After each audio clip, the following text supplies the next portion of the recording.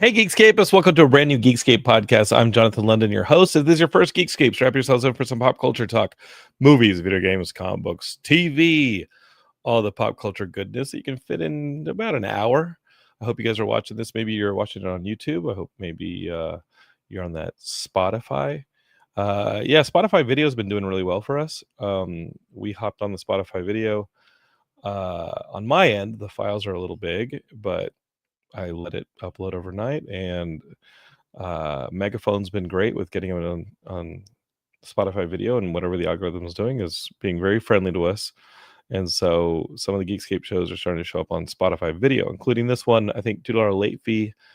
Maybe my brother's wrestling show, Territory Marks, will end up on video. Just the ones that Zach Schaefer is definitely all in on the Spotify video. What I'm not all in on is ICE ads on Spotify. Did you hear about the ICE ads on Spotify?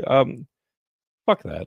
Okay, so if you have an ad during the show, just know Geekscape doesn't endorse a bunch of Meal Team 6 BS with the ICE crap. You guys know that. You guys have been listening to Geekscape. Maybe this is your first Geekscape, and you're like, I didn't know this guy was some kind of socialist, commie, Marxist. All those are contradictory. But yes, don't think in any way that we support that garbage. And shame on you, Spotify, for running those ads. Kick that money back. All right, don't take that money. I know that people are kissing the ring and maybe hedging their bets for the next few years, but don't do that. You don't end up like Target, pal. You don't end up like Disney Plus, which lost 4 million subscribers because of the Jimmy Kimmel thing. So great, we're starting a geek show with politics, but all that to say, if you hear that I said, know we hate it. My friend DJ Wooldridge is on the show. We're going to be talking comic books, some movies. I've got to tell you, I wanted to do a show last week, and I got off I felt really good with that Alejandro episode, but I knew going into that conversation that I was coming down with something, and I was like, no big problem. I just got Ophelia back to daycare. She had hand, foot, and mouth, which is nasty. Kids get hand, foot, and mouth. It was her second bout. She kicked its butt. Usually takes about 8 to 10 days. And then I started coming down with something. I was like, I know it ain't no hand, foot, and mouth. And I was like, it's probably just allergies. I can beat it. No, by like Thursday night, I'm like shaking. I did the Geekscape on a Wednesday. By Thursday night, I am actively like shaking and having cold sweats. And I went to urgent care. I thought it was strep or something. And it turned out just to be crazy sinus infection. This is the sickest I've ever been. Heidi said that, Jonathan, this is the sickest you've ever been. I wanted to call an ambulance. I'm like, hell no, not in this. You kidding me? In the 2025? Hell no. So my friend Andy, I have health insurance. I just don't want to pay the extra. You know what I'm saying? Don't need an ambulance. So like my friend Andy came and took me to urgent care, and it took me about 10 days to recover. So here we are with the Geekscape, and I'm alive. So I'm sorry I lost last week, but he did not want to hear me last week. I sounded like Chet from Weird Science when he gets turned into that hamburger monster, that fat tub thing, like at the end when Bill Paxton's character was like, I sounded like crap, and I felt like I was dying. So no Geekscape last week, but I'm glad to be alive right now and doing Geekscape for you. I'm excited to talk comics and everything with my good buddy DJ. He's got this Graveyard Shift comic up on Kickstarter, and I gotta tell you, I turned to DJ and some of my friends. My friend Andy has a Kickstarter up right now for comics. I got a couple friends on Kickstarter comics, and this year the Prophecy issue 2.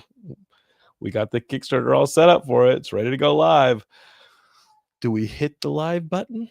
Do you guys want your Hear the Prophecy issue 2? It's being lettered. It's pretty much going to be done by the time the campaign's over. It will be in your inboxes by Christmas.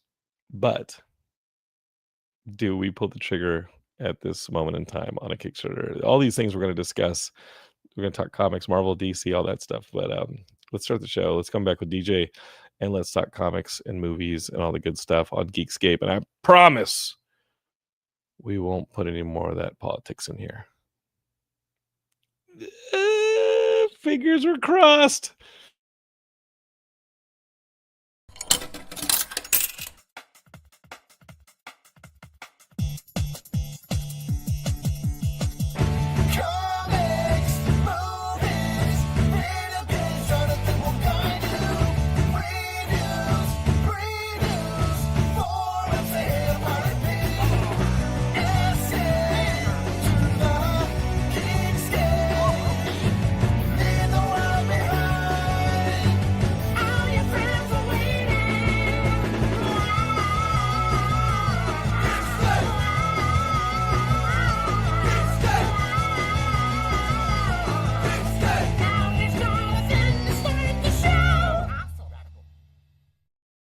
Hey, Geekscapists. I'm still alive after those credits. Let's bring in DJ.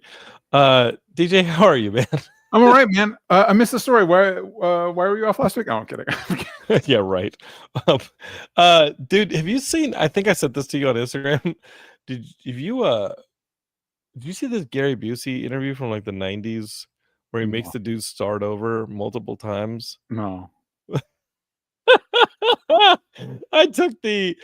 You ever do this when do you have a theme song to start your show, or you just slap it on later? I slap it on later. Yeah, so I use the theme song to like double check texts, and my brother had sent me a response to this video that I found, and I said to him, "It's Gary Busey in Malibu, and he's got somebody interviewing him about Fear and Loathing in Las Vegas."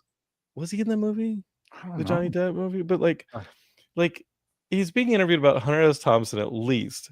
Yeah. And the guy shows up to ask him a question. He goes, no, start over. And the guy was like, hey, Gary, first question. He goes, no, start over. Let's see if this will even work. I'm going to play the audio off this thing into my microphone. This is so unprofessional, but welcome to Geekscape. DJ, this is nuts, and I sent it to you, and I checked my DMs to see if DJ had anything better to do than to watch my Gary Busey is crazy video, and you hadn't seen it yet. So now you got it. What? Did you? No, I think I did. Okay. Don't take offense. Don't take offense, because you got more important stuff to do. All right. So, God, you got to be able to see this. Like he's. Okay, so you just hear this, Geekscape. He's like pointing a camera out of Malibu. He's acting like he has his back to the camera at the beginning of this. Yeah. And he wants the interviewer to basically show up and be like, hey, Gary. And he's like, oh, who are you? But the interview does not do that. The interviewer shows up and is like, hey, I'm going to put this lavalier on you. We're going to have an actual interview. And Gary was like, he wants a bit. He wants to do like a scenario. Okay? Yeah. So let's see if this works. Oh, yeah, let me rewind it. Okay, so. Start over. Call my name like you just got here. Talk to us a little bit about fear. Slow down when you're talking. Don't make it an interview. Talk to me like you're personal. Like you don't interrupt me, you know? Like you just walked up to Gary Busey on the street. Scenario here. You know, give me something to work with. Don't just shoot questions at me. I can't do it. Here's the deal. I'm just sitting here. I'm out here by myself. You come in and you say, Gary, and I turn and look and sit up. And you introduce yourself to me and tell me what you're doing and ask me if it's okay. He wants to act like you just randomly rated Gary Busey. Like he needs motivation to do this interview. He needs to know what his character's doing. In the personality. What is your name? My name's Tom Thurman. Tom Thurman, nice to meet you. I'm Gary. Gary, nice to meet you. Thanks for joining us, man. You just walked in, huh? Yeah. You got this lavalier. What's this for? He just immediately blows any of the fiction. Yeah. Then he does it again. Yeah. Tom, how are you? I've been great. What brings you? Did you just walk in? Just walked in. That's the way. That's the way I like it. You know? Then a dog starts barking. Usually meet people and be hospitable. What's going Perfect. on? That dog is barking. That is not my dog. It's an honor for me to be here. What a bunch of horse shit. So I think we start this over, and I'm like, hey, DJ, what's up, man? I need to come in as if I just ran into you on the street. Hey. Fancy meeting you here. You gotta see this video. This video's nuts. Um, so that's a video that, like, if Matt Kelly and I saw it like a week out of Comic Con, we would just be impersonating. We are obnoxious every Comic Con because Okay. whatever the video is that we share with each other going into that week in San Diego, that is the only shit we do the entire week. How many Comic Cons have you done at this point for Geekscape? 2007 to now. You've done 2007. No. I mean, the first one was like 2005. I went Yeah. as a filmmaker because my film played and we won Best Comedy. And then 2006 is press, 2007 Geekscape, and we've been exhibiting since 2010. There's a lot of Comic Cons. A lot of Comic Cons. And Matt Kelly's been there for most of them. And no matter what stupid video like that one shows up the week before, that is obnoxiously the inside joke that no one is going to care about the entire time. That's the bit of the weekend. But I'm telling you, man, you gotta this Gary Busey thing. I found out that that was a movie that I helped my buddy Dante out. Uh-huh. His wife is directing this movie, and it's got like biling in it. Right? It's like a 1-day shoot. He wanted me to play like a redneck with a rifle. Uh-huh. And I refused to not have the rifle. And I go into a restaurant and they're like, you can't bring that in here. And I'm like, it's sporting equipment. And I'm playing like a redneck. And I'll throw up the photo on the Spotify video, but like, but I wasn't not convincing, you know. Okay, all right. You're gonna see the photo and be like, holy crap, you look scary. Yeah. I was like, this movie's never getting, you know, maybe some of these movies just never get done. Yep. And then like last week or week before, 2 weeks ago, I get this email. It's having its premiere next week on the 6th. When did you film it?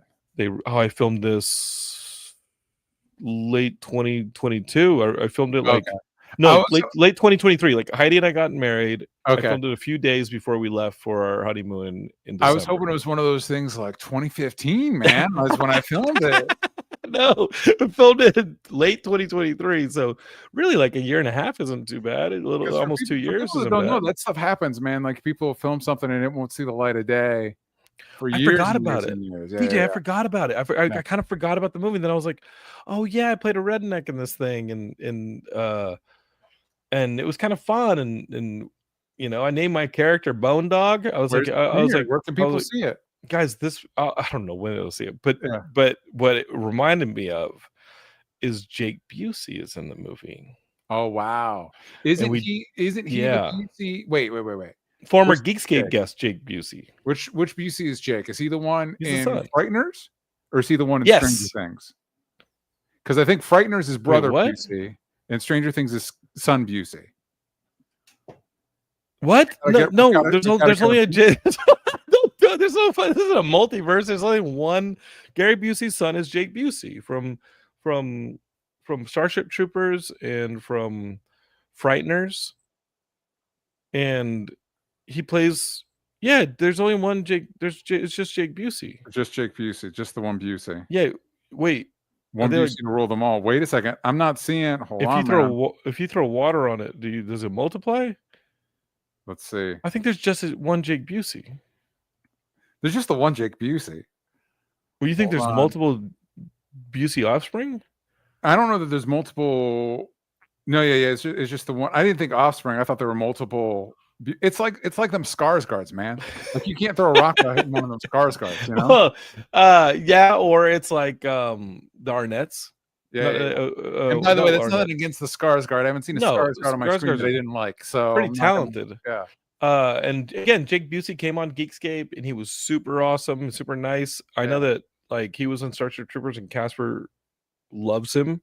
Yeah, I liked him for the hour and a half we hung out together, and maybe I'll see him next week. Best friend, and anything he's ever done, you defend, you stand by.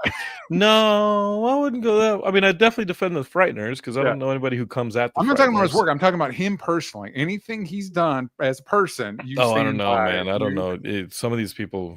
No, I don't know their secret lives. Yeah. But Jake's been a good dude. I worry, you know, maybe one day I'll go up to him and be like, no, man.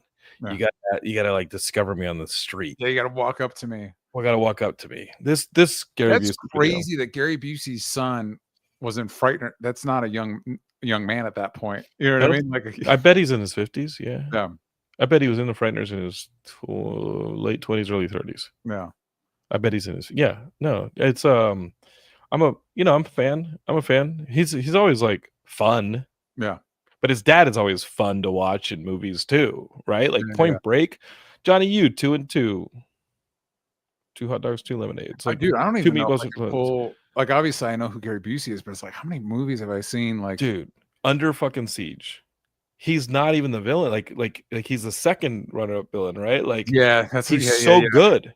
Yeah, Like, you remember Tommy Lee Jones, and it's like, oh no, Gary Busey's in this movie too, and he's crazy too. Like Steven Seagal had to deal with Tommy Lee Jones and Gary Busey. fucking Steven. Now that's a movie. Fucking Steven. If you guys want to listen to their Comic-Con special from LA Comic-Con, yeah, we kind of got into the Steven Seagal a little bit. If you want to hear, go watch the episode where Steven Seagal's a guest. Also, Oh my God, no, there's no way. He defends everything he's ever done. He'd rip my throat out after the stories we told about 1 or 2 degrees separated from Steven Seagal. For people that don't know, Steven Seagal's not a good person. Just He's FYI. not a nice dude. Yeah, not a good guy. Jean-Claude Van Damme, welcome anytime. I heard he's cool. He's hilarious, uncontrollable, but that's you reap the whirlwind whenever you have Van Damme in. I'd love Van Damme, but no, I can't. Okay, I can't do this. favorite 80s action icon. Go. It's gonna be Van Damme. Van Damme for you. I don't even wait for that. Interesting. Yeah. Can I tell you? All right. So for me, I think the one I think it's got to be Arnold. It's got to be Arnold because he's had the most interesting movies. He's had, he's doing stuff like Predator and Running Man, and Terminator. It's always stuff, Conan. You know what I mean? Stuff. Yeah, it's great stuff. And that's bigger than him. And but you also can include Kindergarten Cop is still late 80s. Is Twins late 80s? I think early 90s, but he's still, and you know what I mean? I think his career, he started in the 80s. So his career, if you're saying his movie doesn't need to be in the 80s. No, his stuff is great. But I think for pound, like here's how I think about it. I think about like great Bruce Willis action movies. Die Hard. Arnold, I'm again, Predator, Last Action Hero, Running Man, Terminator, Last Boy Scout like it was nothing. But I mean, it's none of them are like that run. I know. And then like Stallone, like Rocky. I mean, even if you count Rocky as an action movie, not a sports movie, and it's like, what are we? Dude, Sylvester Stallone had some of the craziest script selections. Like he passes on Beverly Hills Cop. Beverly Hills Cop then becomes a mega sensation. He says for both Eddie Murphy and Beverly Hills Cop. Beverly Hills Cop would have just been another action movie. Sure, but Eddie Murphy. But he made that movie. Yeah. You know that he took Beverly Hills Cop and said, "I don't know about all this stuff. Let me rewrite it," and it became Cobra. You know that Cobra originated as his kind of like. He was like, no, this is what I would make, and he made Cobra, which is like he saw Beverly Hills Cop make truckloads of money, and was like, damn, now I have this rewritten script on my desk. I'm going to make it, and that was Cobra, which has has one of the best lines in a Sylvester Stallone movie where he's like, that's bad for your health, and the guy goes, "What is pinche?" And he goes, "No, this." And obviously, I don't want to dismiss Rambo and stuff like that. I'm just saying, there's so many. With most other '80s action guys, there's the one franchise, right? It's the one thing. He's got two. Arnold, you've got this whole smorgasbord of things. Stallone has two. Are great. Stallone has two, and I think what I like about not gonna say you're making safe choices, but you're making some safe picks. Okay, with Van Damme, that is a action hero that almost didn't effing happen. Like that should not have. The dude is a ballerina who does karate tournaments, and the craziest story, which was told on this show, was the director producer of Kickboxer and Bloodsport, talking about how he made the money for Bloodsport from a Howard Hughes contract when he paid him to not write his biography and just wanted to give him hush money so he wouldn't write this unauthorized biography of Howard Hughes.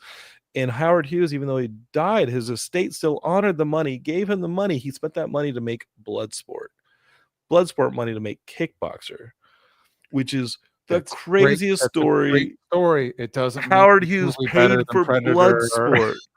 Like that, it's insane. And then Van Damme has all these crazy stories. Her like Golden Globes Cannon's going under, but they had a sequel to Master of the Universe written. They took the script and they shoehorned it into Cyborg, which is nuts because there's like zero comparison between Cyborg and Master of the Universe. The Cannon stuff is just, you can just get the Cannon documentary if you haven't seen it is amazing. And then my favorite Sylvester Stallone Arnold story involves Stop or My Mom Will Shoot, because at that point Sylvester Stallone and Arnold are like super in competition, and Arnold's starting to get these comedies. He's got Twins, he's got Kindergarten Cop, and Sylvester Stallone wants a piece of that action, and he's like, I need to get a comedy. And Arnold has the script to Stop or My Mom Will Shoot, and he doesn't like it. He knows it's the movie that ended up being made, right? Like, all respect to S.L. Getty, but he's like, there's no way I can make this movie, but maybe I can poison the well over there with the competition. And so he is like are meeting up, this and that, and Arnold's just like laughing like crazy. He's talking about like the best script he's just read and how funny it was, and Arnold's like, whoa, you know, Sylvester Stallone's like, what is it? And he goes, it's called Stop or My Mom Will Shoot. And Sylvester Stallone is like, oh shit. The second he's done meeting with Arnold, he calls his reps and says, by that script, I need to do Stop or My Mom Will Shoot. And Arnold tricked them into it. That's what I'm saying, man. It's fucking dastardly. Arnie's a crafty son of a bitch too, man. He tricked Sylvester Stallone into doing the movie, which was a bomb. You know, I think the two in my mind, the two in competition for greatest run of action movies is Arnie and Keanu Reeves. What? Yeah, you put Keanu Reeves in there? Oh yeah, dude. I thought if you're gonna, I know that's great, but if you're gonna talk generally, I'm not talking about any decade. I'm talking you're about not giving Point Break to Swayze. He's in it. You can give it to both. He was the bigger star when that movie came out. It doesn't matter, man. They're still in it together. No, I don't put Keanu in the category with Sylvester Stallone and Steven Seagal and Arnold. Like those action guys were those action guys were in their own category. Keanu, really, Bill and Ted doesn't start coming out until like almost the end of the 80s. I'm talking about. Just I know, but you're gonna give him The Matrix. The Matrix is amazing, but like it's a sci-fi movie, action movie. It's not really like. We're talking action movie. You need to have a macho element. No, I disagree. And Why? I think that's the beauty of Keanu as an action star is he doesn't have that ego that needs to be stroked the same way a lot of those guys did. He's amazing. I love Keanu. You pick any guy in the Fast franchise, which I love a lot of those. Got the John Wick. Yeah, the John Wick. You got to count the John Wick. John Wick is like it is action. I say John Wick, Matrix, and Speed alone puts you in the pantheon of. It just puts you in the pantheon. But Speed's not a franchise because you're not going to count Cruise Control. It doesn't matter. It's just, but his action. I mean, you wouldn't count what Speed is amazing. Total Recall as a franchise, but I put that as part of his. You're right. As part of what makes him one of the greatest action stars ever. Yeah. Good choices. Yeah, good choices. And also, for me, meanwhile, Sylvester Stallone goes and makes Bugsy. Yeah, I think the thing Arnold and Keanu have in common, they don't have a lot in common, but the thing they have in common when it comes to this is an openness to be a part of projects that are bigger than them. It's not all about their ego. It's about a willingness to be a part of. You're the star, but you allow the movie can be better than you are, right? And so but Sylvester Stallone didn't learn that until Copland. Would you say so? Copland's pretty good. Copland's really good, and Copland is why am I blanking on it's Logan James Mangold. James Mangold. Yeah, and James Mangold is the king of dad movies. It was his second or third movie. Dude. It's good. And he did Girl Interrupted, and then he did Copland. If you're going in and watching Copland now, you're like Copland. I'm telling you, it's ahead of its time. It's ahead of its time. I think you can enjoy Copland. Yeah, I think people. You blow it with De Niro. Yeah, it's good. Copland's great. Copland's good. You could do Copland now. It'd be still pretty relevant now. Yeah, just like Joe Carnahan did Narc like early on, and I'm like, holy shit, Narc, like, totally totally works. All right, so I think with Van Damme, what I like about him is the movies. What's his best movie? It's not a movie you would necessarily call good on any planet. If you say like what's Arnold's best movie, Terminator is immediately a great movie. Yeah. Predator is a really great movie. Yeah. These movies are really good. If you say Rocky, like that thing is an Oscar franchise. Yeah. So like those guys actually made good movies. Mm-hmm. Me, I'm looking for something that's a little closer to the VHS rack. You want a specific type of, and those I that's want great. And I it's want something- some tone to it, And if you want that stuff now, it's a lot harder. We don't put them in theaters now, but there's a lot of straight to streaming actioners like that. If you're Mhm. looking for like pure action cinema that's not being kind of like distilled through the superhero lens, like You a gotta lot go of to Netflix, and you you got gotta to go go to to like Netflix, Mhm. and you got to do a lot of like a lot of the Universal Soldier sequels. Weirdly, are pretty Not fucking bad. great. You know what's cool about but here's why. It's because you had good filmmakers still making them. So like you get the director of 2010 and he made a Universal Soldier sequel. Like his Yeah. son who directed the Smashing Machine documentary, Mm-hmm. a good filmmaker, made a Universal Soldier sequel. Like Right. like some of these sequels have some pretty good talent behind them, and they're action guys. They know how to make action movies in Eastern Europe and do good Yeah, stuff. exactly. If you're scrolling through Netflix and you see Scott Atkins on the thumb and you're like a big like Dude. 80s action guy, you're probably in good hands. Scott again. We've been doing this show for 20 years. Yeah. Former Geekscape guest Scott Oh, Atkins. yeah, hell yeah, man. Who was super effing nice, Scott, and he wanted to come back on the show and we couldn't schedule it. Like it was my fault, Scott. I think it was San Diego Comic-Con week this year, and we couldn't get Scott Atkins on the show. So Scotty, I owe you. Michael J. White's been on the show. That's awesome. You got to get some of these guys on the show. There's a movie called Triple Threat that I believe has both of them in that. But it's Tiger Chan, Iko Uwais, and I can't remember the other guys, but it's great. That Iko guy. Okay, so let's talk sci-fi. Skyline 1, Skyline sequels. I don't even know if I've they seen turned the into Skyline fucking movie. Halo movies, dude. Skyline? I'll have to check Remember that out. Skyline, the movie they shot with like the effects house? It's the dudes who did Predator versus Alien versus Predator, that first one where the kids have pizza delivery. It's like not good. Yeah. But those guys did Skyline, and Skyline was fine. It was like a contained. They shot in those high rises in Marina Del Rey, and like it's an alien invasion movie. And it's fine. It's fun. I actually don't mind Skyline. The Skyline sequels, this dude Liam does it, and Liam's great. He's an action director. He goes to the Philippines, he shoots these things, and he's a great dude. Yeah, met him because he came on Geekscape to talk about the second and third Skyline sequel. Yeah, he puts Eco in those movies. Yeah, great. Already a good decision. And he also puts what's his name from Argus. You know, Argus isn't real Geekscape. He works for what's the name of the action guy who plays Rick Flag Sr. Oh yeah. Why are we blanking on? We're so bad at Werewolves. this. I literally just watched them on Werewolves. We're so bad at this. Yeah. But he puts those guys in these movies fighting aliens. Yeah, Frank Grillo.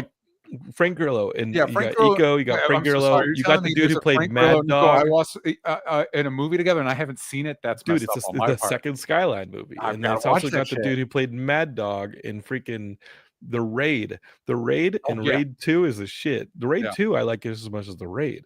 It's just twice as long. Yeah, it's a different movie. I appreciate the ambition of it. I appreciate the ambition of it, but it's hard to get away from the purity of The Raid. You know what I mean? The Raid is so clean. Raid's so Raid great. and then Dread. Dread's great. Dread's fantastic. That's great. That's one of those, like, every time I see another movie from Alex Garland, I'm like, but what about just Dread 2? What about he wanted to put the judges in it. He wanted to put the judges in it. Yeah. He wanted to put Judge Death. Like, he wanted to put like cool stuff in the sequels. You know, they're just never got it. They're doing an animated or something. Taika Waititi's supposed to do a new Dread. I was originally like, boo, and then I was reminded, like, remember, a lot of satire in those. I'm like, okay, maybe. No, they're great. If it ever gets made, we'll see the light of day. Taika's. I have faith in Taika. What's up with this whole thing that like people have flipped on Taika? I would. What's that about? he's had a string of not very good movies. Sure. And Okay. that'll do it. That'll do it. List them. Thor 4 was Yep. very bad. Yeah. Okay. Arguably the worst Marvel movie, which is saying No, it's not. It's not the worst Marvel movie. What's the worst one? What do you think the worst one is? For me, it's either Thor 4 or Quantumania. They're Quantumania was rough, but Yeah. let's talk a little bit about Cap 4. Cap 4 is dicey. I would say Cap 4 is better than Thor 4, not necessarily by a lot. That's the bummer because I think Chris Hemsworth is great, but He's like awesome. the bottom is littered with Thors. And I actually like the fact that he paired female Thor and Gore, and I like the ending. Sure. I like the ending of that movie. Sure. I like those two storylines together because Gore is someone who had to like accept the death of his kid, and she's dying, and like I thought there was a beautiful ending to it. But holy crap with the jokes!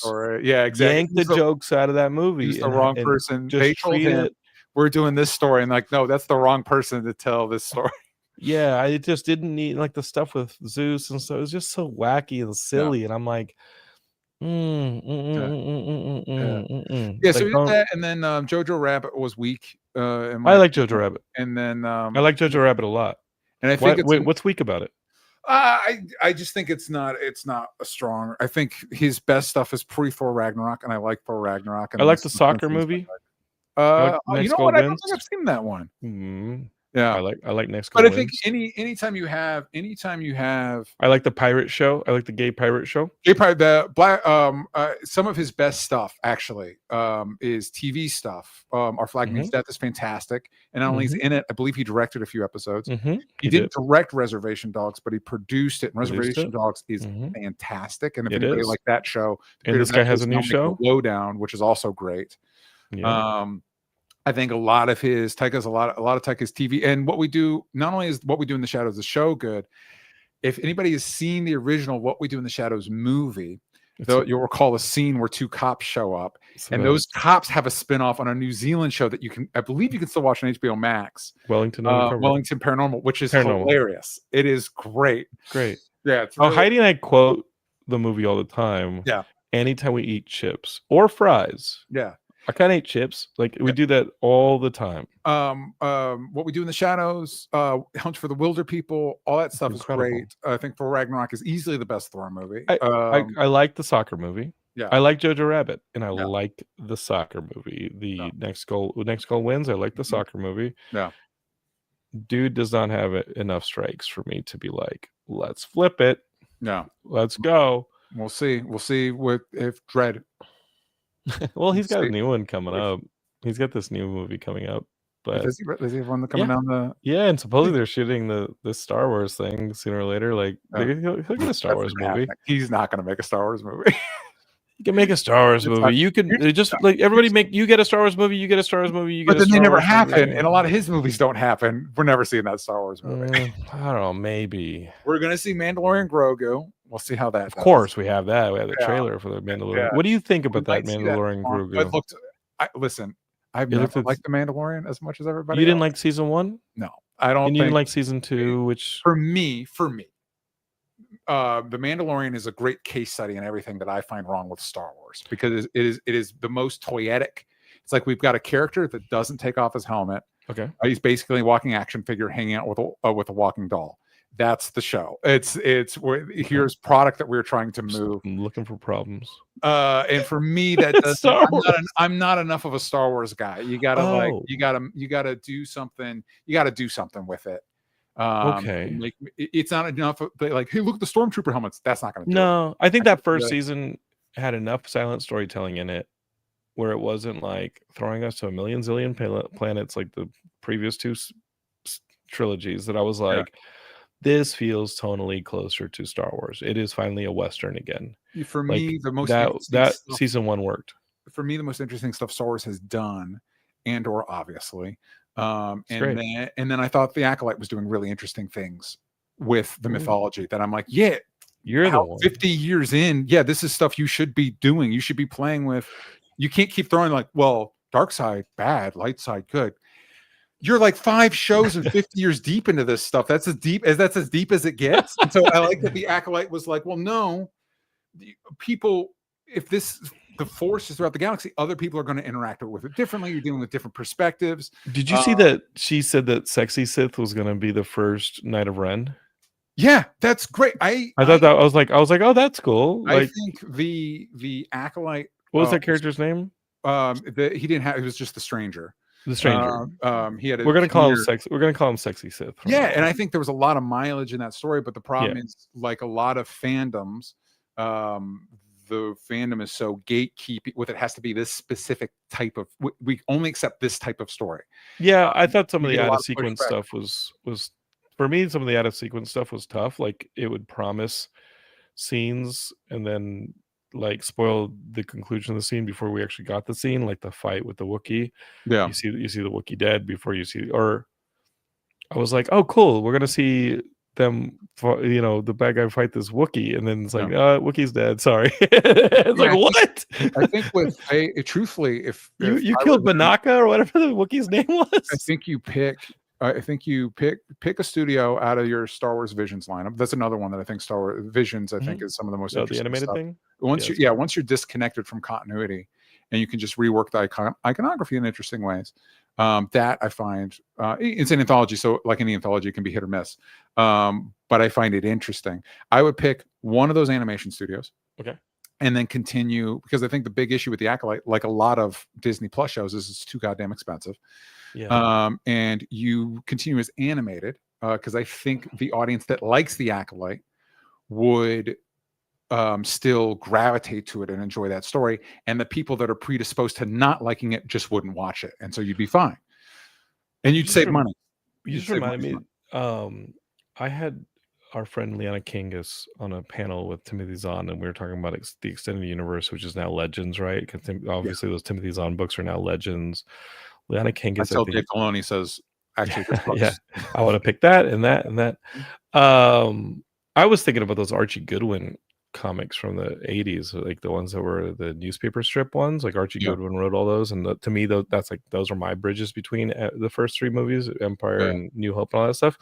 And they had like The Ring, which is like a gambling world, but it was like a giant, like there was so much good stuff in that those Archie Goodwin ones. And Geekscape it's collected. Go find the Archie Goodwin newspaper strips and Marvel Comics runs, because that stuff was great.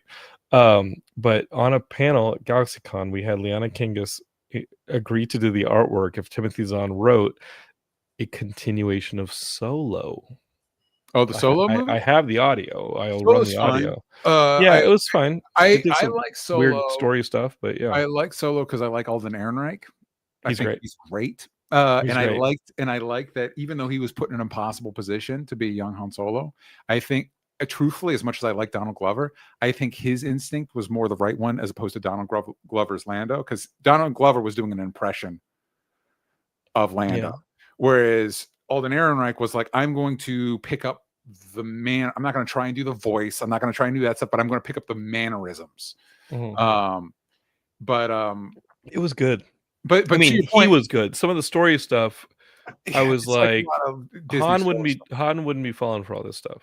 But to your point, I think another reason I like the Acolyte is I grew up reading the Young Jedi Academy books, which were the YA Star Wars novels, and I feel like it evoked that. And I don't think there's anything wrong with that. Like, I think you want to. I think one of the things Disney Plus has struggled with is I think they have the right instinct to say we want to see if we can expand these brands to include more people, and the core fan base was like, no, fuck you, it needs to be me. it needs to be just for me. It's a great way to kill a fan base. No women or people of color allowed. It's just me. Why is there an Asian in my Star Wars? So I'm like, well, there's green people, great, so let's chill. Squid Game, I can't remember the actor's name. He was I liked him. He's really great. He was good in that. I watched all the Acolyte. I thought it was some cool stuff in there. I watched the one with the kids because I was like, this is Ophelia's that was thing. Nothing. It was cute. It was not bad. It was cute. It was fine. It was inoffensive. It was fun. Nothing. I can't remember being too excited about too much of this stuff. I obviously like Alden Ehrenreich in Ironheart. I thought that was cool. Great. Ironheart had a lot of cool surprises when it started introducing magic, and I was like, oh, I thought this was just gonna be like a Tony Stark type of like tech spin-off show, and then all this magic started coming into the series, and I was like, Anthony ooh. Ramos as a head. That was the thing with Ironheart is Ironheart had a lot of the weaknesses that a lot of Disney Plus Marvel shows have. Sure. Where you can kind of feel like, you shot this 3 times and the story changed, like whatever. Oh, okay. But it had so much charm. Like the lady that played Riri was great. The lady that I'm sorry, I can't believe sure. Dominic Thorne is Riri. I can't remember the friend's name, but she was great, and their dynamic was great. Even though the nature of her holographic friend becoming alive doesn't make sense, but whatever. And they introduced Zelma. From, which was cool. They introduced a character from the Strange Academy and Doctor Strange and all this stuff. And I was like, whoa, you guys are really expanding. You didn't just have to go vertical into the Iron Man stuff. You guys went across the universe. Tricky thing with Ironheart, with a lot of these Disney Plus shows, I don't know if you felt this too, or your family's been talking about it. It's one of those, like, especially with the ending of that, and it's like, cool. Are we ever going to follow up on this? I don't know. I don't know. You'll probably never see an Internal again. Champions or New Warriors or Young Avengers? Supposedly you're gonna do it. Supposedly Vision Quest has some Young Avengers stuff. Is like all about him putting some Young Avengers together. But I'm like, what am I saying? We would have had 3 Avengers movies by now. Hey man, you pay for this crap, all right? You pay. Hey, you pay for that. You have to justify these things to the stockholders. The Marvel Zombies animated show. Yeah. Okay. So in the opening offer of that is like, hey, look how much chemistry these actresses have together. Yeah, do it. What are we doing? Hey man, we got Mahershala Ali Blade finally. Even though it's not him voicing it, because you need to relax, all right, pal. Dude, you got it. Can you imagine being the intern or the production assistant that has to call Mahershala Ali and be like, do you want to be a Marvel zombie? Click. Sorry, Mr. Mahershala. Yeah. And then we haven't given your movie yet, but do you want to do the voice of Blade in the animated show? I don't think an intern called. I think that is who makes that phone call, DJ? Right, somebody that they're willing to have be chewed out by Mahershala Ali. Yeah. A friend of mine was doing a movie with him, and the movie did not end up happening. And you know what? It was called Blade. No, it wasn't Blade. It wasn't Blade. It was I'm not going to talk too much about it because who knows? It's probably still floating out there somewhere. But I think I think the Oscar is a dangerous thing, right? Like if you come off of an Oscar, if you come off of an uptick in your value in Hollywood or anywhere, you have to protect that value. You have to, you can't go snow dogs. Like you have to straight up make sure that your quality is stayed up, that you're protecting yourself, that you're protecting your team, and you're going to maintain that level, right? Until Hollywood ultimately gets its attention thrown in a different direction. But you're going to try and maintain that for a while. So the Oscar could be really dangerous in that you see someone win an Oscar for a certain type of role, and they kind of start repeating that role a bit. They start kind of playing those things, and then they end up being easy to imitate as a comedian or something, right? Like you're like, oh, that's the Denzel that won for Glory is way different than the Denzel that won for Training Day, and that's what's so great about Denzel. But we've seen versions of those characters a bit, but every now and then you get, Denzel's a terrible example because he's amazing, but like, a Kevin Spacey, who wins for American Beauty, then is like, the next movie he does is the one with Haley Joel Osment and what's her name, where he's kind of playing, I don't know if you keep I don't know how much you stretch with that stuff. I think there's a danger of contraction. And again, Kevin Spacey is an amazing actor, problematic, amazing actor. Yeah, but, well, it's tricky. But I think I think you may go into defensive mode if you start winning that stuff. Well, any celebrity, it's something like any major megastar, they have a brand, and you kind of have to, we saw that with The Rock, Dwayne Johnson. Obviously, he's trying to stretch with Smashing Machine, which is a trajectory that he's starting to pick directors, right? Like he's trying to do the thing that that you should do, which is pick directors. Like Arnold, we were talking about earlier. Like pick directors, pick Well, and storytelling. I think he would benefit from, if you're going to see a Dwayne Johnson movie, it's a Dwayne Johnson movie, and I think he would benefit from something like not Predator, but like your own thing, that the idea in the project, it's like you were just saying with Verhoeven. Yeah, but Skyscraper wasn't going to do it, but No, because working with like Benny Safdie was probably going to do yes. it. Yeah. But then, it's like Fast and Furious, like that franchise has already been called. Like we've already done that. Like, sorry, dude, you're late to this party, and Vin is going to protect that franchise as much as he can. That's his meal ticket, man. He's like, every "Dude, once this in is a my while, thing." he'll throw us a Riddick, and it'll be fine. Well, the deal for Riddick's crazy because Tokyo Drift in testing was testing better than it had any right to be. Tokyo Drift was going to be straight to video. Mm-hmm. You know that, right? That was the first Justin Lin one, right? The first Justin Lin one. Turn that one around. And it was straight to video. Yeah. And it started testing great. It's well done. Like, it's a really cool movie. It's well done. Director. And they were like, we might actually go theatrical on this thing, because the biggest name in it was Bow Wow, which is crazy. Yep. It was the kid from Sling Blade, but and Lucas Black, and then they were like, I'm saying a little bit of stuff. It's been 20 years, but I've had that job. I've had a marketing job at Universal since 2005, and I remember that movie being tested. And the idea of a post-credit came up when they were like, maybe this thing goes to theaters. Yeah. And I think part of the deal for Venn to show up for that post-credit scene and be like in the car was, give me Riddick back as property. Mm-hmm. Or Pitch Black. Same thing. It's the same thing. It's the same thing. Yeah, it's the thing. So give that. I love Pitch Black. I think Pitch Black is badass. Pitch Black is Cole Hauser. It's badass. Yeah. But I think that's what he wanted as part of that deal, was give me the Pitch Black stuff. Give me Riddick, and that'll be my franchise. Because Last Witch Hunter. Yeah, get out of here. But you gotta have the at bats. Like, you gotta try for new franchises. But to our point, Pitch Black is a movie. The franchise is not bigger than Vin Diesel now, but Pitch Black is a movie that is bigger than Vin Diesel, and it's his best movie. It's his best one. Yeah, because you're not gonna count the Spielberg movie. And you also,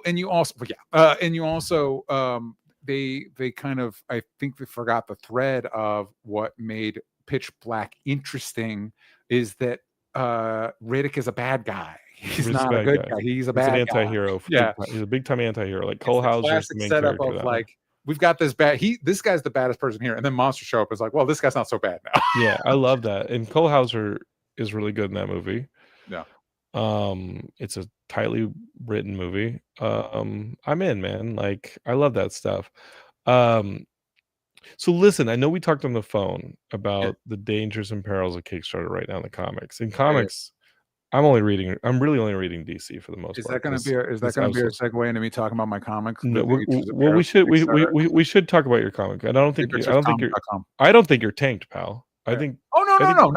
No. It's. I'm not going to come and naysay your campaign. The campaign's doing well. Yeah. And if you guys, speaking of stuff like Pitch Black, horror movie, this is a horror comic. This is my first time. I did Hellbent, which was like a dark fantasy and horror adjacent. This is my first time doing a full-on horror story. If you've liked movies that I like, including Evil Dead and Gremlins and The Thing, including slashers, like you can read the first 6 pages on the Kickstarter. You can check out the first 6 pages, which are kind of a prologue to kind of set the mood and kind of set the tone of the type of, not entirely the type of horror, because we've got some the cool thing. No, it felt more like a Twilight Zone than anything. Yeah, or Tales from the Crypt. It felt like Tales from the Crypt, Twilight Zone. That's 100% what I was kind of going for in that opening prologue.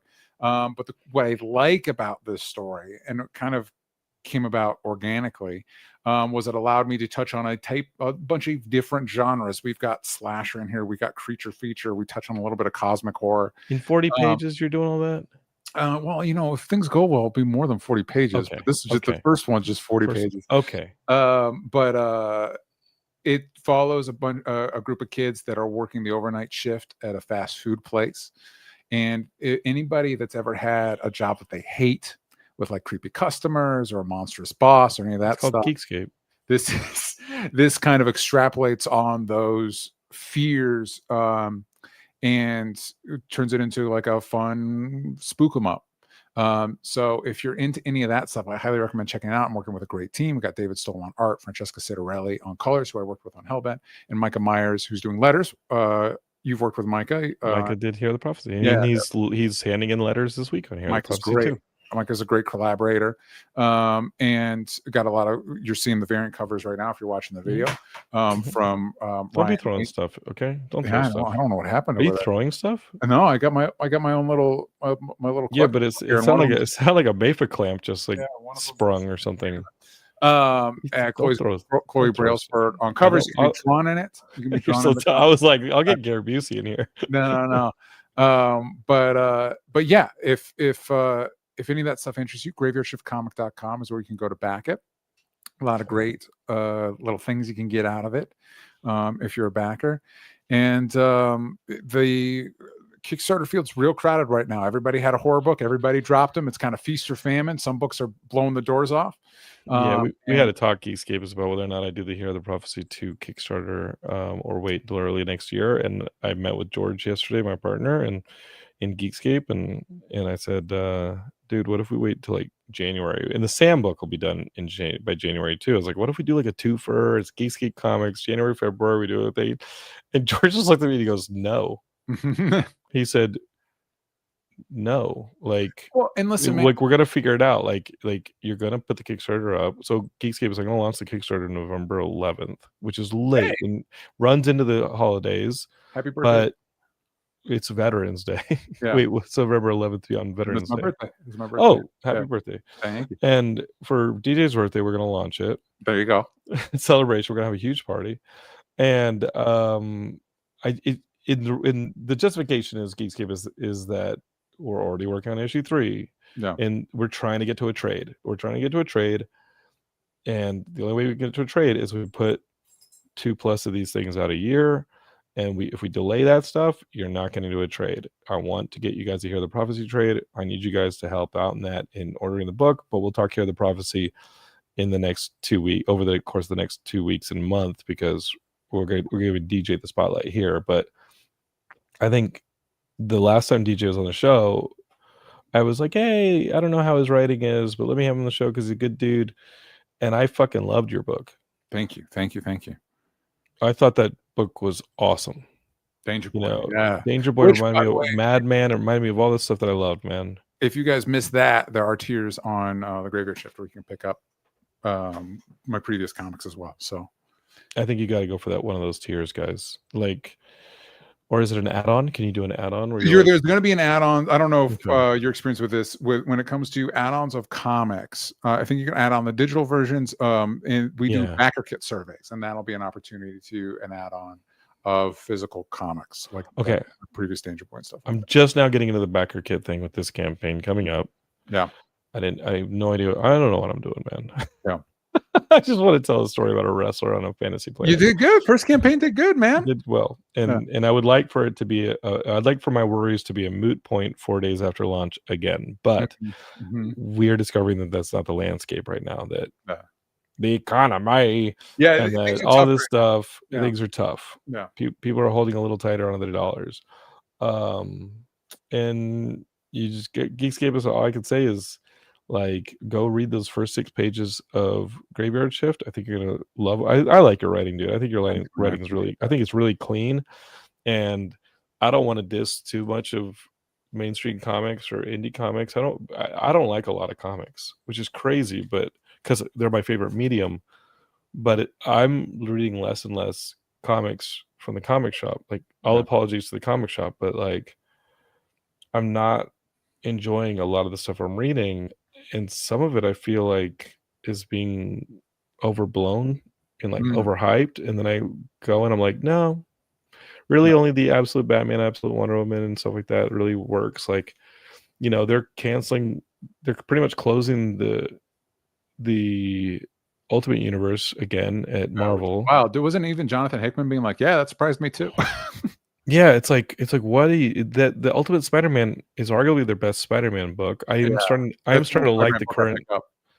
I'm And kind I of love liking the Joe Kelly, by current. the way. I'm a I like huge Joe Joe Kelly Kelly too. Spider-Man fan, but I don't. Here's my thing though. So Jonathan, you're in a And Pepe Larraz's freaking artwork is amazing. Like Yeah.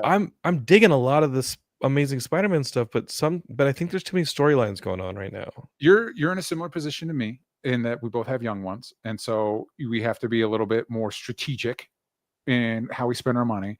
And so Mhm. for me, as a general rule, I don't pick up Batman books, I don't pick up Superman books, and I don't That pick up absolute Spider-Man books Batman's great. because they don't need my. I'm picking up, for me, the only absolute books I'm Oh, I sticking hear with what you're saying. are Absolute Superman, Absolute Flash, and then Absolute Martian Manhunter is killing it. Yeah, I like Absolute Martian Manhunter, but I Yeah. also love Absolute Wonder Woman and Absolute Batman because Absolute Batman at the end of the day, I feel like reading that is making me a better writer.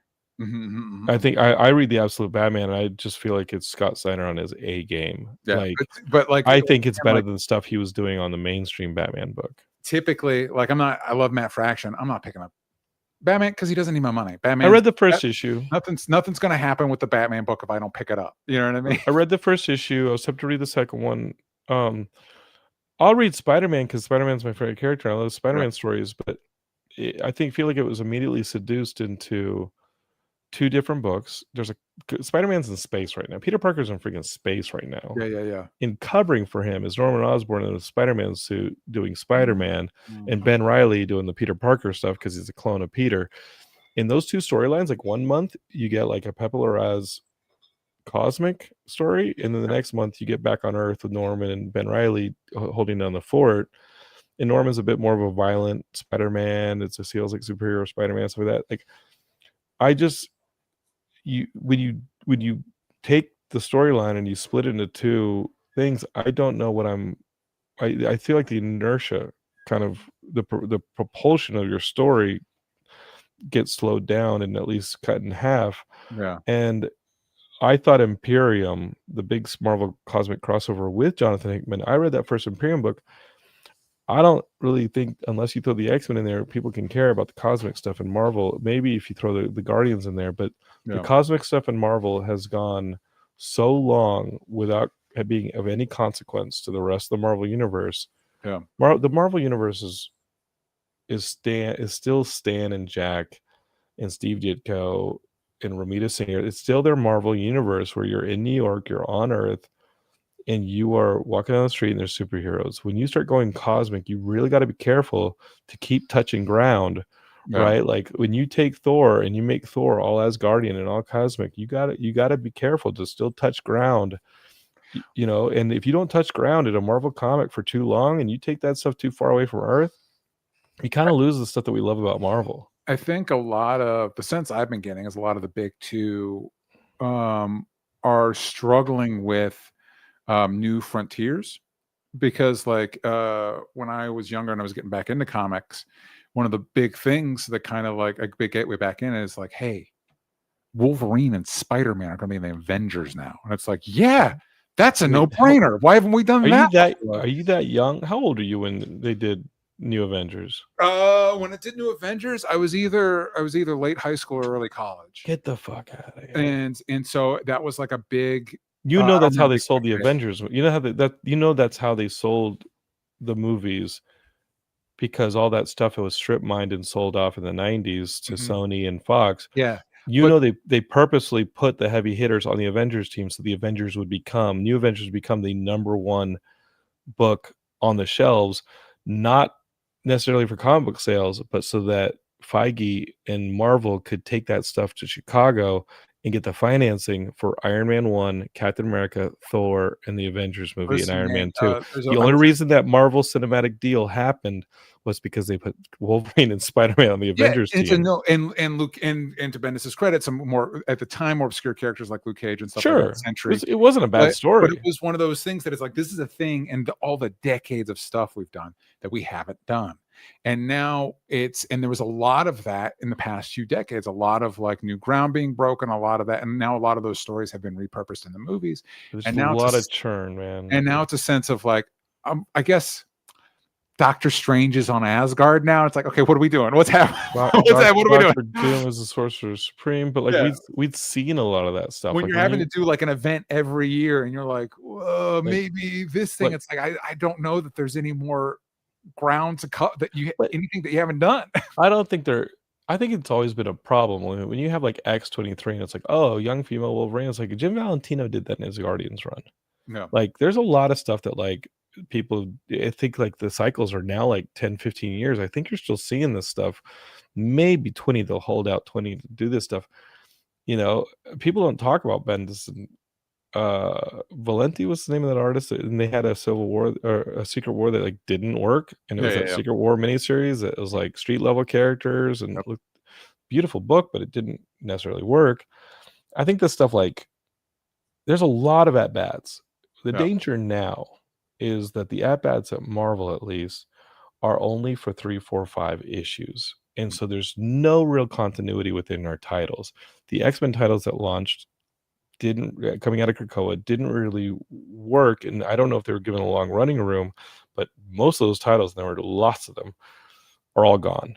Now you're trying this new Age of Revelation thing with the X-Men books. You don't know what the core X-Men book is. I don't know what Uncanny is. I don't know what the core X-Men book is. So I'm straight up scared of the X-Men books. I don't want my dollar to go there because I'm scared of it. The Avengers books, I'm scared of the Avengers books. I'll read the Spider-Man books because I love Spidey. But how much longer am I going to hang on when the good Spider-Man book that feels consistent and has a long-running writer in Jonathan Hickman and has a pretty consistent artwork, that's the one you guys are canceling. I think we need to start giving writers and artists, and this is scary to a stockholder. This is scary to people who are counting the numbers and seeing subscriptions and shipments go down. But you got to start giving these writers 2-3 years to tell these stories so you can actually have a cohesive, like some attachment to the audience. If you guys be throwing them 5-issue storylines with a Deadpool in it, or the latest Venom, or the latest Wolverine, if you're just doing 5-issue storylines, I don't know what you're giving people more jumping off points than jumping on points. Yeah. You know, you're going to go to the indies, and the indies is tough because you saw what happened with Diamond. People are kind of just doing the lunar deal now, but how often are you shipping? Mm-hmm. You know, I mean, we all love Brian K. Vaughan. He's one of my heroes, but like I have to collect Saga single issues just so I can have a good weekend with Saga, right? Because I don't know if there's going to be 2-3 months between 4 or more between Saga issues. So on the indies, it's hard because they don't have the consistency shipment wise, the big two, but it's a mess, man. It's a mess. So all this to say, if you guys want real comics, you got to order from DJ. Go to Kickstarter, graveyardshiftcomic.com. I actually love the instability as a fan. I don't like. The instability as a creator, I think it's kind of fun. I think there's an opportunity in there. I just need to make more books. I only have 1 or 2 titles. Like I need to make more books. Well, that's the thing, man, is you know, it's crazy how much busier I am now that I have a child, but also I'm more, you know, this is the first year I've done 2 Kickstarters in a year. And part of it is because I'm doing the best work I've ever done. Isn't it best? And does anything focus you more acutely than having a human child? Yeah, you got to get better about, like, that's one thing you learn quick. You're like, okay, I can't do this thing I used to spend time thinking about. Nope, I don't have time for that. Here's what's happening. Here's what we're doing. You just write, dude. I write in because I outline in freehand, and then I write that and I put that in a document. When I transcribe in the document, I'll bounce it off 2-3 people story wise. That stuff gets marinated pretty well. But once it's in an outline and it's ready to go to some form of script, I'll write those in 15-minute sprints. It'll be a lot of them. But if I only have 10-15 minutes to actually put words to page, that's what I got. The days of a 2-3 hour fucking writing session are gone. I would actually rather spend those 2-3 hours with running shoes on, putting some releasing some chemicals in my brain and making me feel better than I would sitting in front of a freaking glowing square trying to force words. Like I write in sprints. I allow myself straight up to be bad, make mistakes, and that stuff gets rewritten anyway. Yeah. You have to learn. You have to learn. You have to adapt. That's the secret to Mhm. life, I think. Do you write in sprints? You know, I Or do write you when do I like the 2 can. a.m. like, No, I don't do the 2 a.m. thing. I have started doing it at night so I can have a little bit of time because I'm the type of person that I like as a little. If I'm focusing on something, I'm focused on that thing. So like a lot of times when I do shows talking about stuff that people are like, "Oh, what music do you listen to?" I don't listen to music. I need to. no music? What's Ideally, no, not when you ideally, write. when You I'm can't writing, have a competing voice in your head. yeah, No, you're right. ideally, I'm in a quiet space. I'm able, Yeah. and of course, that has to change because I'm watching my son. So I have like, so now it's a new skill. Like I'm focusing on a thing while Pixar soundtracks are playing. So while my son plays, and of course, as you know, any routine you make, and I'm a big routine guy. Any routine you make is changing in a month or two because Yeah. they develop a new skill, Yeah. and now you have to like, oh, now they're walking. Well, now I have to figure out a new system to where I can focus. So Wait, your kid's apps, walking? yeah, he's starting to walk more. Yeah. So Do the cruising thing, right? Where they hold on to something and they like move no, around the he's house? straight up He's walking now, going in like blanks, like he's going from yeah, one thing to which is another. That's crazy. fantastic. Yeah. But I miss the days where I could just put him in the playpen in my office and that would be fine for a couple hours. Now he A gets couple bored. hours. Now he gets bored with that in like a couple minutes. Like, no, I Dude, got I'm to lucky if I walk get 10 minutes out of the playpen. so I've got to so anyway you have to keep I love your adapting. So kid. now it's like I'm listening, like I said, I'm listening to Pixar soundtracks, keeping one eye on him while I'm trying to like work on outlines and stuff like that, and you just juggle it. And so like naps are useful. The one thing I've had to work on For is, who? Him or you? well, if How he's many naps napping, he get? I'm working. I feel he does one nap a day. We're still at 2. Oh, Getting a fuck. little choppy, but we're still at 2. And what I was I'm not doing, home when she does it. I'm working like the yeah. kids at So daycare. well, I am the daycare, so that's Motherfucker. so second. What I've had to do better at is normally I'm so tired by the second nap that I take a nap. I can't do that. I don't have time for that shit, man. I gotta if I'm gonna get stuff done, man, I gotta power through. I just tell myself it's not Shakespeare. I sit down. If I get 15-minute wind, Yeah. I script a page. Yeah. I'm gonna rewrite it anyway. Yeah. When I get Micah's lettering in, I'm gonna read it. Yeah. I'm gonna rewrite it anyway. Yeah. There's always a pass with the lettering, but you're like, this doesn't quite work. I'll slap stuff for 15 minutes. 15. I'll just go. Yeah. Sometimes 15 minutes is all you're gonna get, so that's what I'm gonna take. Yeah. Yep. I just can't believe your baby's walking, man. Ophelia, I think, is gonna be walking by Thanksgiving in 2-3 weeks. But yeah, he's starting, and it's fantastic. But it does add a whole other because part of it is that's what he wants to be doing. Yeah. You know what I mean? So again, normally like you have breakfast. We got a little place downstairs. We put him in, and I can chill and do something. Now I want to be out walking around. Yeah, but the problem is then I got to keep track of like, are you able to touch this and not this? What are we touching? What are we not touching? When do I need to wash our hands? What's the dog? DJ, I doing? got to What's get the you a cat number doing? for our daycare. You're going to the daycare, man. It's so you can have your days back. I'm going to get you daycare. It's a lot of juggling. But as you know, it's so fucking rewarding. This kid's amazing. You know, I don't care if she wakes us up at 5:30 in the morning, like, and she's crying, and you got to bring her in the room, and like she puts her hands on you. She just wants to jump in your head. I don't care. Yeah, it's so rewarding. And so, jump on my head. So that's the other thing you're juggling is a lot of these different feelings of like, this is so rewarding, but also I'm so tired. Oh, and also I'm trying to get this thing done, and that's I'll clean all the poops. Yeah, without hesitation. Dude, I was cleaning one and I just went to pull her pants down so I could get access to the diaper, and the diaper slid like halfway down her leg and just smeared everything. Yeah, it's great. I was like, oh, that wasn't supposed to do that. Daycare didn't really, I guess the diaper got loose, and I was like, all right, let's get you cleaned up. But I was like, now let's get everything cleaned up. Now let's get half my arm cleaned up. It's a blast. I love it. And a joy. I don't even care. Like, this kid is hilarious. Yeah. And she talks so much, and she knows crazy sign language. It's awesome. Cool. Very cool. So I got to start being careful about everything that she hears. Mm-hmm. Yep. But she comes back from daycare with freaking monologues. That's crazy. New words. Crazy. All right, DJ. Yeah. We had a pretty good convo. Thank you. We talked some movies. I agree. We talked some comics. We talked about your new comic book, Graveyard Shift, that people are going to go check out on Kickstarter. Or go to Kickstarter, type in the Graveyard Shift. It'll pop right up. Okay. That's what we're going to do. No. We're gonna go find that thing, especially the horror stuff. We're gonna help our buddy DJ out. Geekscape, if that's your mission, what am I gonna do? I'm gonna slap this online so you guys can listen or watch it, and then I'm going to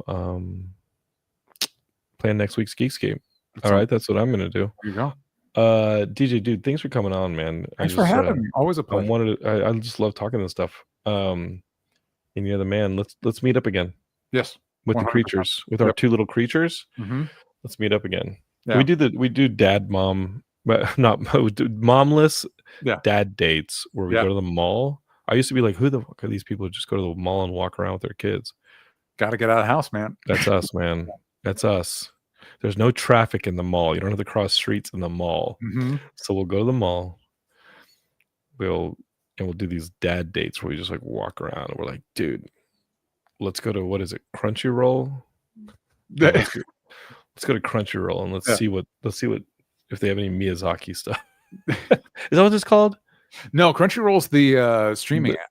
Okay, what's the one I'm thinking about? I'm thinking of like the Hot Topic for anime type. Yeah. I don't know what it's called. I like that place. Yeah, that's a fun. But every time I go in there, I spend like $50 on it's not cheap. Totoro stuff for not cheap. I'll tell you that. Yeah, it's not cheap. Yeah.